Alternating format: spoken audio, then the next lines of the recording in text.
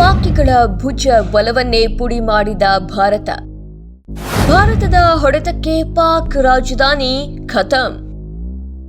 ವಿಶ್ವ ಭೂಪಟದಿಂದ ಪಾಕಿಸ್ತಾನವೇ ಮಾಯವಾಗುವ ಕಾಲ ಸನ್ನಿಹಿತವಾಗ್ತಾ ಇದೆ. ಕ್ಷಣ ಕ್ಷಣಕ್ಕೂ ಪರಮ ಪಾಪಿಗಳು ತಮ್ಮದೇ ಗೋರಿಗೆ ಹತ್ತಿರವಾಗ್ತಾ ಇದ್ದಾರೆ.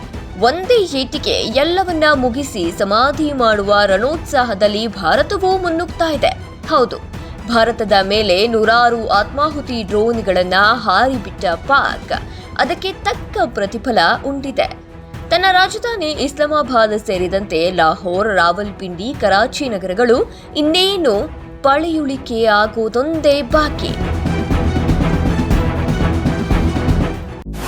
ಮಿಡ್ ನೈಟ್ ಕ್ಷಿಪಣಿ ದಾಳಿಗೆ ಇಸ್ಲಾಮಾಬಾದ್ ಊಸ್ಟ್. ಸ್ಮಶಾನವಾಯಿತು ಪಾಕ್ನ ನೂರ್ ಖಾನ್ ಏರ್ಬೇಸ್.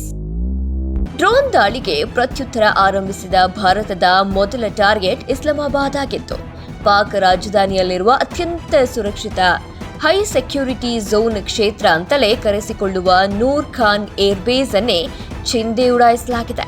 ಪಾಕ್ನ ಬಲು ದೊಡ್ಡ ಏರ್ಬೇಸ್ ಮತ್ತು ಅತಿಗಣ್ಯ ವ್ಯಕ್ತಿಗಳ ಸಂಚಾರಕ್ಕೆ ಅಂತಲೇ ಮೀಸಲಿರುವ ನೂರ್ ಖಾನ್ ಏರ್ಬೇಸ್ ಚಕ್ಲಾಲಾ ವಾಯುನೆಲೆ ಅಂತಲೇ ಖ್ಯಾತಿ ಪಡೆದಿದೆ.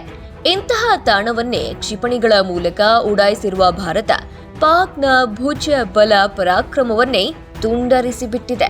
ಇತ್ತ ಕರಾಚಿಯ ನೌಕಾನೆಲೆಯನ್ನು ಹಿಟ್ ಲಿಸ್ಟ್ಗೆ ಸೇರಿಸಿಕೊಂಡ ಭಾರತ ಜಲ ದಾಳಿಗಿದ್ದ ಪಾಕ್ನ ಒಂದೇ ಒಂದು ಆಯ್ಕೆಯನ್ನು ಇನ್ನಿಲ್ಲದಂತೆ ಉಡಾಯಿಸಿಬಿಟ್ಟಿದೆ. ರಾವಲ್ಪಿಂಡಿಯಲ್ಲಿ ಆವರಿಸಿದ ನೀರವ ಮೌನ. ಲಾಹೋರ್ನ ಪ್ರಮುಖ ಮಾರುಕಟ್ಟೆ ಧ್ವಂಸ. ಪಾಕ್ ಇತಿಹಾಸದಲ್ಲಿಯೇ ಕಂಡು ಕೇಳರಿಯದಂತಹ ಪರಿಸ್ಥಿತಿ ನಿರ್ಮಾಣವಾಗಿದೆ. ಅದರಲ್ಲೂ ನಿನ್ನೆ ಭಾರತ ನಡೆಸಿದ ಆಪರೇಷನ್ ಮಿಡ್ ನೈಟ್ಗೆ ಪಾಕ್ ತತ್ತರ್ ಬಿತ್ತರಾಗಿದೆ. ಲಾಹೋರ್ನ ಅನಾರ್ಕಲಿ ಮಾರ್ಕೆಟ್ ಪ್ರದೇಶದಲ್ಲಿ ಭಾರತದ ಕ್ಷಿಪಣಿ ದಾಳಿ ನಡೆದಿದ್ದು ನಗರದ ಪ್ರಮುಖ ವಹಿವಾಟು ತಾಣವೇ ಇನ್ನಿಲ್ಲದಂತಾಗಿದೆ. ಇತ್ತ ಮೊನ್ನೆಯೇ ರಾವಲ್ಪಿಂಡಿಯ ಕ್ರಿಕೆಟ್ ಸ್ಟೇಡಿಯಂ ಅನ್ನ ಉಡಾಯಿಸಿದ್ದ ಭಾರತ ನಿನ್ನೆ ಇಲ್ಲಿನ ಕೈಗಾರಿಕಾ ಪ್ರದೇಶ ವ್ಯಾಪ್ತಿಯಲ್ಲಿ ದಾಳಿ ಮಾಡಿದೆ.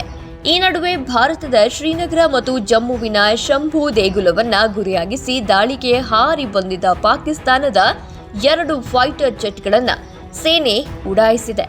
ಆಕಾಶ್ ಏರ್ ಡಿಫೆನ್ಸ್ ಆರ್ಭಟಕ್ಕೆ ಪತ್ತರಗುಟ್ಟಿದ ಫೈಟರ್ ಜೆಟ್ಗಳು ಬಾನಲ್ಲೇ ಸುಟ್ಟು ಕರಕಲಾಗಿವೆ. ಮುರ್ಡಿ, ರಫೀಕಿ ಏರ್ ಬೇಸ್ಗಳು ಛಿದ್ರ. ವಾಯು ಸಂಚಾರ ಸ್ತಬ್ಧಗೊಳಿಸಿ ಪಾಕ್ ಆದೇಶ.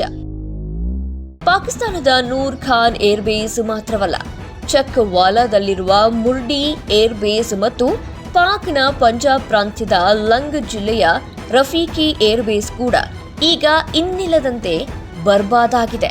ಈ ಮೂಲಕ ಪಾಕಿಸ್ತಾನದ ವಾಯುಬಲ ಮತ್ತು ಕರಾಚಿಯನ್ನ ಗುರಿಯಾಗಿಸಿ ನಡೆದ ದಾಳಿಯಲ್ಲಿ ನೌಕಾ ಬಲವನ್ನ ತುಂಡರಿಸಿ ಹಾಕಲಾಗಿದೆ. ಹೀಗಾಗಿ ಪಾಕ್ ಈಗ ಹಲ್ಲು ಕಿತ್ತ ಹಾವಿನಂತಾಗಿದೆ. ಈ ನಡುವೆ ಏರ್ ಬೇಸ್ಗಳು ಚಿಂದಿಯಾಗ್ತಾ ಇದ್ದಂತೆ ಪಾಕಿಸ್ತಾನ ತನ್ನೆಲ್ಲಾ ವಾಯುನೆಲೆಗಳಿಂದ ವಿಮಾನ ಸಂಚಾರವನ್ನ ನಿರ್ಬಂಧಿಸಿ ಆದೇಶ ಹೊರಡಿಸಿದೆ. Special desk, Karnataka news beet.